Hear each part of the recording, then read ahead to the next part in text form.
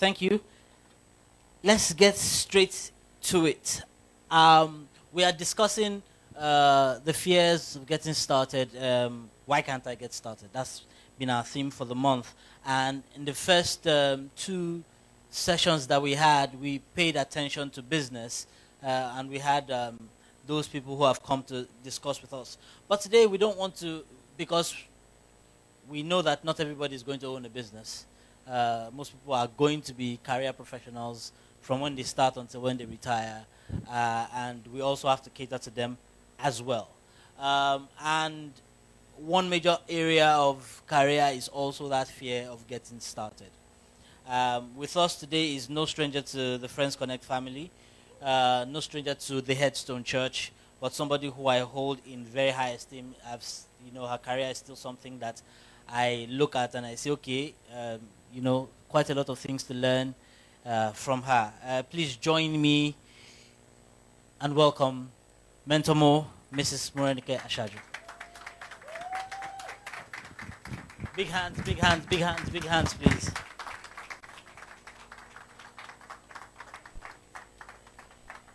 Thank you very much for joining us. Usually, a mistake people usually make is to think that, wanting to just pursue a career without wanting to own a business is something bad. What would you say to that, so that we can ease people into it? Hallelujah. Okay. Good morning, church. Thank you for this opportunity. Thank you to the entire pastorate. Okay. I was thinking about this question actually, and what dropped in my heart first is, why do we work or start a business to start with? What makes us do that? The first thing, the major reason why we all do that is we are all on a search for financial freedom. So whether we are doing business or career, the point is we need the money, right? That's the first thing. It's after we have chop belly food that we will now be looking for relevance, and all the other things come. The first and foremost is we want to be financially free. A lot of us are on the journey to financial freedom on different stops from not enough. Some people are on different stops on the not enough road. Some people are just enough. What they are getting is just enough to meet their needs. And some people are already on the way to more than enough. But the major reason why we're all doing this is because we want to be financially free. And different people take different routes to get here. And some people feel, by owning my own business, I can be financially free. But not everybody can run a business. Not everybody is able to. So the motives for actually starting a business or even doing a career needs to be solid to start with. If not, you encounter issues up ahead. So I'll stop there and take the next one. Thank you. So clearly, what this tells us is the reason why you start is what is going to keep you going. Exactly. To a very large extent. Okay, so we're talking about starting. And starting in terms of career could be starting a new career, and I know we have a few people who are just finishing school and thinking about what next after school, and then we have people who have gotten to a certain level in their career and they seem like they are stuck in a rut and they don't know what next to do. So what would you say are the major factors that determine why people choose a career line in the first place, or why they decide to change their career? Okay, so in Nigeria here at least, many times most of the courses we take are based on what our parents decide, that go and study this course. It's or we don't know any better, because unlike other parts of the world where you would have had guidance counseling and they would have tried to match your strengths to the course you would do in school, here we just kind of say, you like how lawyers do, I want to be a lawyer, or I've heard a lawyer speak, or I've heard accountant. So many of us go into it just because, my daddy is an accountant, so I want to be an accountant. I like doctors, I like the way, or I like military, I like the uniform, you join the army, and then you get into it, you see it's not something that really it's not your strength, and then you now change. How many microbiologists do we know who are working in banks, or how many? Because in the end, yes, some of it might be as a result of, like we said, this search of financial freedom. When what is desirable is not available, what is available becomes desirable. So yes, some people are in that, but some really is just this is not my strength. This is not what I'm supposed to do. So yes, the knowledge is there. It will come in later. It will come in handy, because no knowledge is actually lost. But in the end, you move into what your strength actually is. But I think we're moving into a time where the generation now is beginning to know what they want, and they are beginning to research more. So they are actually doing what their heart pushes them to do, rather than what is expected of them. Yeah. Okay. I followed your career, at least, and one of the things I've seen is how you have made a switch, somewhat. It may not seem significant, but to those, they call to the initiates, they know how significant that shift is. What prompted it? Okay, so for me, from as far back as I can remember, I wanted to be an accountant. And then my parents encouraged that. So in short, before I even finished secondary school, my dad had registered me for ICANN. So I just opened the newspaper. I saw ICANN, and I just said, I want to. It's not like, but it's something that I'd love to do. Once I started, I enjoyed doing it. But then it got to a time in my current role where I got exposed into data analytics. So it wasn't that I'm still an accountant, but some aspect of my work, I'm of the school of thought of you should always make things better, make things faster. If I can do something faster, why would I want to, even if it's the same way they've been doing it for a donkey years, if there's a better way to do it, then let's explore that better way. It's better to have tried and failed than not try at all.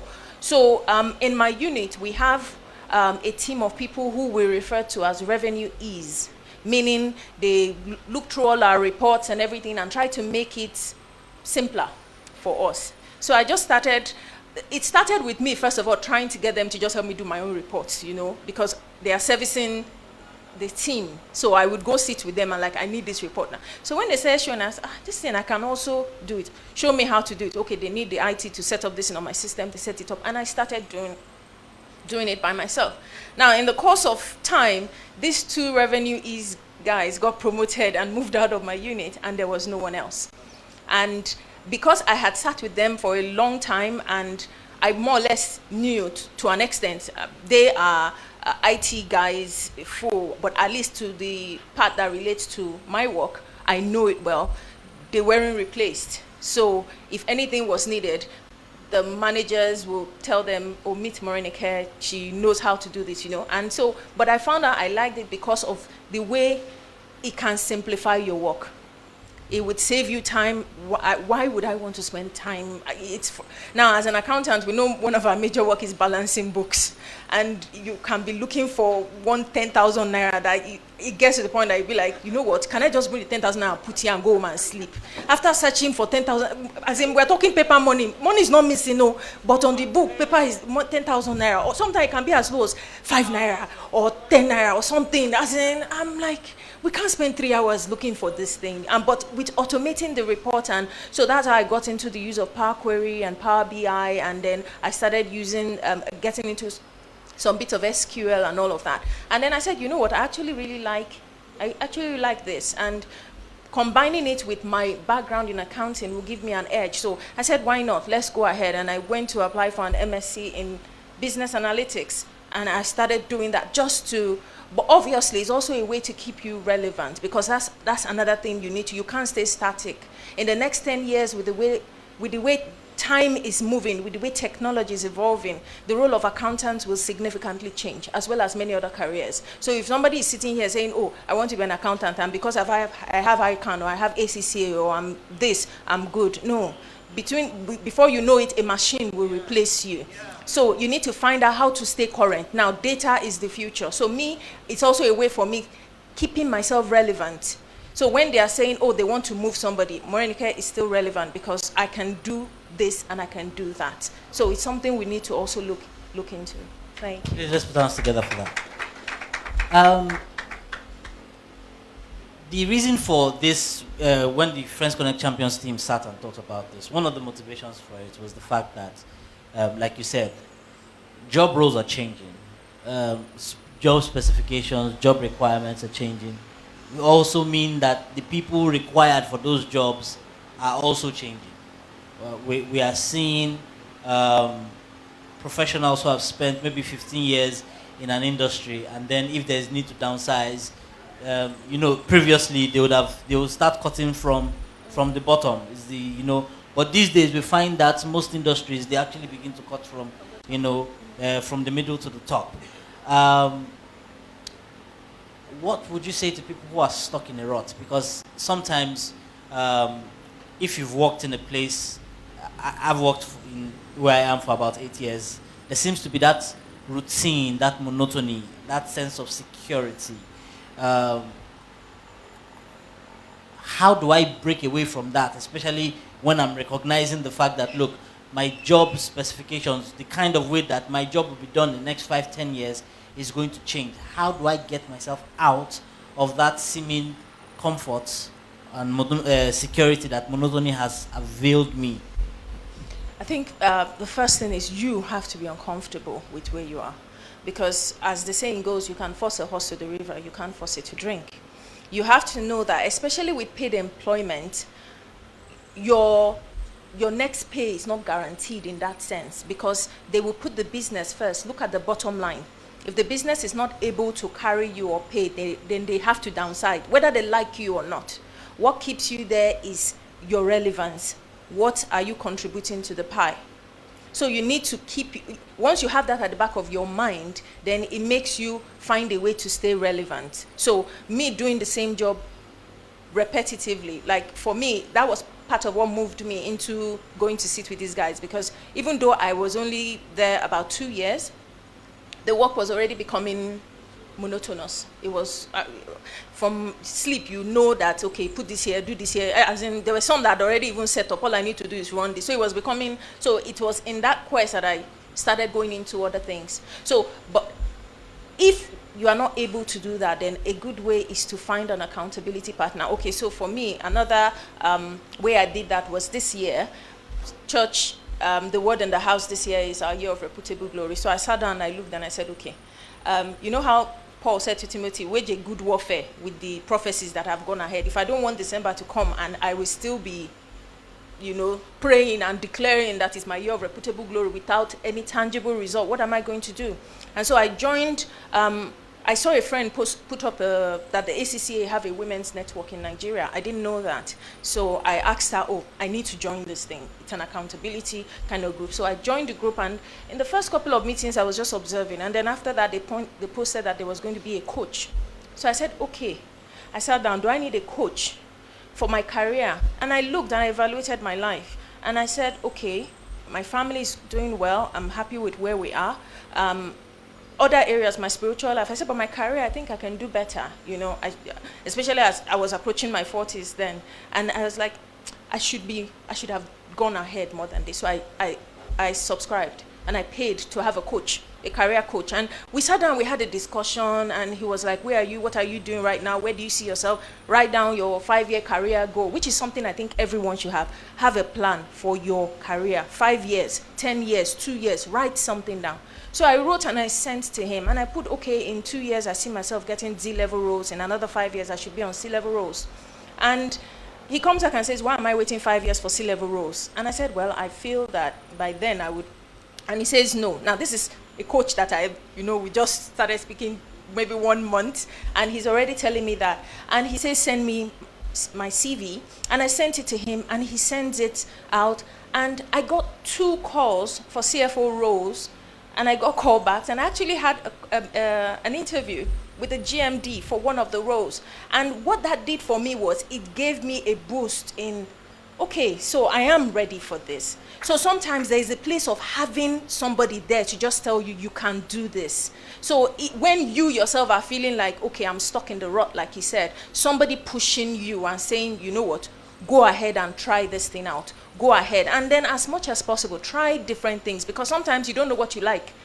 until you actually try it. So go ahead, no matter what people are doing it. I remember in some of the prior Friends Connect meetings we've had, where the places of skills that you had learned in church and all that helped to develop you to where you are. Some of these things you did them out of obligation. Some of this, you come to church, they tell you, you man the mic or man the camera or this, and then they become something that you find out that you actually have a passion for. So sometimes until you actually start, you won't know that you can actually do this. And then having someone in your corner who believes in you, who is objective person. So this person, I had no personal relationship with, so I knew that this person didn't have any ulterior motives in trying to, so he wasn't trying to sweet talk me. But when I was getting callbacks, that alone gave me a boost. And like, you know what, you're ready for this, you can do this. So I think it's that is one key thing I would mention.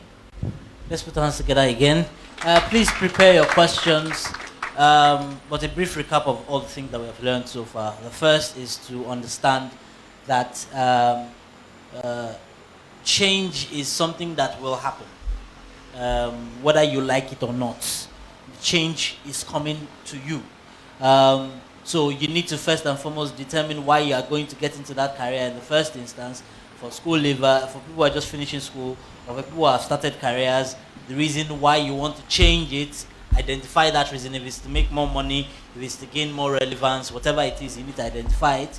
You need to also look at what the industry is saying, what the market is saying, what your job market is saying. There are some careers that in the next 5 years, we will not be giving people who graduated from university. It's people who are leaving secondary school that will be doing those jobs. Why? Because the requirements for that job, would have gone a bit higher. So you need to brace and prepare for the change, agree that change will come, and then have the personal discipline to push yourself to learn new things. And where you can't push yourself, submit yourself to somebody who will push you. Because whether we like it or not, we will need to be pushed. You talked about a career coach. How important is this for... I'm thinking now about I'm thinking about myself. I'm using myself as an example. I'm looking to switch careers. The reason why I want to switch careers is because I've probably gotten to the point where I am now, I'm thinking I can't be any better than I actually am. How is that important? Because I'm very sure if we do a roll call here and we ask anybody who has a career coach here, I'm not sure we'll have 10 hands up. So how important was that for you? But more especially, how important is that in general terms? Well, like I mentioned earlier, I didn't see the importance of one until I just did a recap of my life and did an audit of, all the areas of my life, and I saw the one that I felt was lagging behind, and I looked and I said, okay, let's get some help. So you first of all have to sit down and do an audit of your life. Where do you need help? If it's something you can do by yourself, fine. If you don't need to, you don't necessarily have to have a career coach. Not everybody does, but I do think they make things easy. A career coach is kind of like a mentor. Now, if you're trying to switch, like you said, move from one career to another, a career coach can help you on the one hand, but another way is, okay, this new role you want to move into, why don't you start interning there, even if it's not paid? Even if it's not a paid work, go there and see how this work even is to start with before you commit yourself, before you move fully. Run parallel systems, see how it is, and then know when to take I think it's more or less like moving from from employed to self-employed.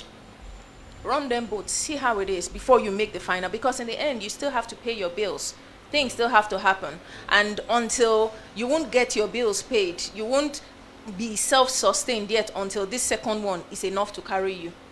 So you have to apply wisdom in this. You can't dump this and say, oh no, I'm tired of this, I can't do it, I'm moving to here. Especially when you have a family, then you have to consider all that. So it is important, yes, to get a coach, but I think it's based on individual. If you already have these people around you that you can lean on maximize, or you have somebody who is close to you who is already doing this thing that you want, then just forming a relationship with this person, going with them, seeing how it's done. before you make that decision on, okay, this looks like it's for me, or this doesn't look like it's for me. That would be a good place to start. Thank you very much. Please prepare our questions, but to give us some context into, I still think that's the part of the career coach is important. But to give us an idea, you do your career. If you tell us your history, which I would want you to share, it would not seem like you needed one. So could you just give us a breakdown, just a brief rundown of what your career path has been, so that they get an idea of the picture I'm trying to paint, that nobody really, even for someone like you, based on how your career has gone, nobody is above needing help, basically. So just give us a brief rundown of, your career trajectory and how it has been up until now. Okay, the fact of the matter is that everyone needs help. So I think that's, no matter where you are, no matter the level you are on your career journey, we all need help.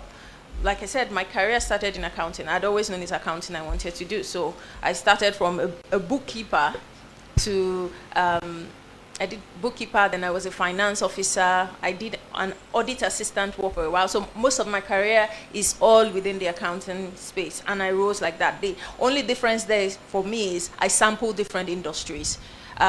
Because while accounting is the same in general, in different industries, the way they are applied is different. And I felt it made me more, I could walk anywhere. There's nowhere I can't walk. And accountants are needed everywhere, but it helps when you already know how their record works. So I started from a not-for-profit, a charity. I worked there. I worked in a church as an accountant. Then I worked in the manufacturing and retail.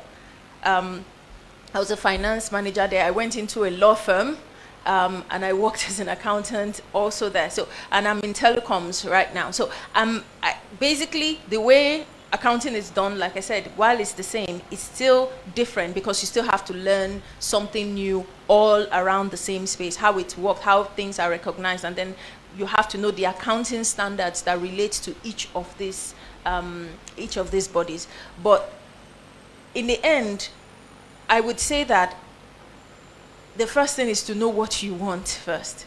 Nobody can run this journey for you, especially when it comes to your career. And your career literally is in your hands. When you are in any organization, yes, you should give your loyalty and put your best in it, but you determine what you have. So one of the things for me that the career coach helped me do was, okay, you know these things. He always said, Morenike, you know all these things. You just need to put yourself out there. You need to, stand up. You need to be more bold. And it tells me the people who get these jobs that you think that you're not qualified for are not necessarily the qualified ones. They're the ones that stood up. They're the ones that when they called, they came. And it tells me, just go ahead. When you go to meetings, speak. I know when we had the HR person here, she also said that when you go to meetings, speak, let them see you. So this is not about eye service. This is not about, eye service is you just doing it when people are around. This is, you are doing it like you normally do it, but let them see you that you are doing it at all times. So it's not because they are passing, they see you carrying something. No. At all times, let them know you for doing it, but let them also see you. So be visible while you're doing it. Let them see you. So when they say, oh, who can do this thing? Oh, Morenike can. Last year, the year before, I got a mail. I was recommended for a project team that was happening in the office, and I was like, oh, it was my GM. And I was surprised because I don't directly work with her in any space. So I was wondering, we're 100 on my floor because we're over 100 on my floor because we operate an open plan office. We're over 100, and I was wondering why it was me that she called. Last year, I got another email, this time from group, and I was recommended also for another different, but this now on a group level. So on the one hand, I was like, this thing is work. So yes, you have to look from part that it's not just being recommended for a project work. The project work is work. They are not going to give you time from your normal work to do it. So you will do your normal work, you will do a project. And so now I have 2 project teams I'm working with, and I still have to deliver on my work. So initially I was like, maybe I won't take this thing. But when they've told me that whatever work they give you, say yes. Say yes first. Then you find out how you will balance everything together. Don't say no. Why? Because it makes you visible. So now, a lot of people who didn't know my name before, because my name is in email, I'm responding to emails, I'm talking in meetings, are knowing Morenike. So when things want to happen and they want to give people jobs, it's the people they, especially now that, well, for me, we are still working remotely. So it's even different if we were in the office and everybody's seeing who is talking. If you don't talk now, they don't see anything, then you are in the dark. So it's harder for those working at home to keep being visible. So if you don't respond, if you don't talk, if you don't, then when things are about to happen, you are not on the forefront of people's mind. So you have to find a way to leave a good impression in the minds of people, especially when it comes to your career. Because many times it's people that will push you, it's people that will help you rise. God will help people. It reminds me, permit me to deviate a bit of what a man of God said, that you need 4 kinds of people in your life. You need to help your life. He called them destiny helpers. He says you need who we call divine connectors. Divine connectors can't help you, but they know somebody who can. So they would always mention your name, or they would direct you. If we are looking at the Bible, we look at the story of Naaman's wife's servant, who was the one that said, if my Lord knew the king, they hadn't heard of, but she knew. So she directed divine connector. Says we have burden bearers. He said burden bearers, they don't necessarily help you go forward, but they stop you from going backwards. So they help you just carry the burden. And I'm reminded of the story of Moses, when his arms were becoming weak and Hur and Aaron held his hands so that they won the battle. So they didn't really help him move forward, but at least they helped them win that battle. Praise the Lord. You know, he talked about the place of men of influence, men who are willing to use their power and influence on your behalf. That's one of the ones I'm going to. So when you are able to show, especially your superior, your bosses, that you are committed to this work. And yes, many times, as has been said here before, they may pass off your work as their work, but they know that you are the one doing the work. So when anything is happening to them, because they know you will do the work, they will want to carry you along with them. As they are moving, they will want to pull you. So these are people who will use their power and their influence on your behalf. You need these people in your life. And we talked about the 4th person, gifted men, which is what all of us should be. We should be gifted in what we are doing, because Bible says, here thou a man diligent, he will stand before kings, he won't stand before ordinary men. So it's important that in all these places we are able to find our place and commit to doing the best, and not, I think plain office politics is not the way, but you should understand it so you know what to do. Hallelujah. Wow. Plain office politics is not the way, but you should understand it. And that's crucial. I remember when I joined my organization and some things were happening, and I called and I was working with an uncle before I joined the organization. So I called my uncle. I was like, I'm not so sure about this place. You know, they do politics too much. And he said something striking. He said, when you came to work for me, did you do an interview? I said, no. He said, don't I know that is office politics? So it's not something that is, no organization is immune from it. As long as there's an organization, including the church, there's politics. So it's important to understand it, because that can be crucial for your career growth. So we have a few questions. Someone here is asking, is it wise to have a career coach with someone who is in the same field as you? Well, if that is the field you want to go into, if this person has already gone farther than you want to go, then yes, it helps when you rise by standing on the shoulders of those who have gone ahead of you. So if this person is doing, or if this person is where you want to be, then why not? You have that person as a coach, have as a mentor. It can be for a time. We know men, how do they say that? Men grow in phases. We are in different, what you are now, in the next 5 years, it may not be what you want to be. So yes, for that phase, you may need that person. And then after that, you can move to the next one based on what you want to do. Okay.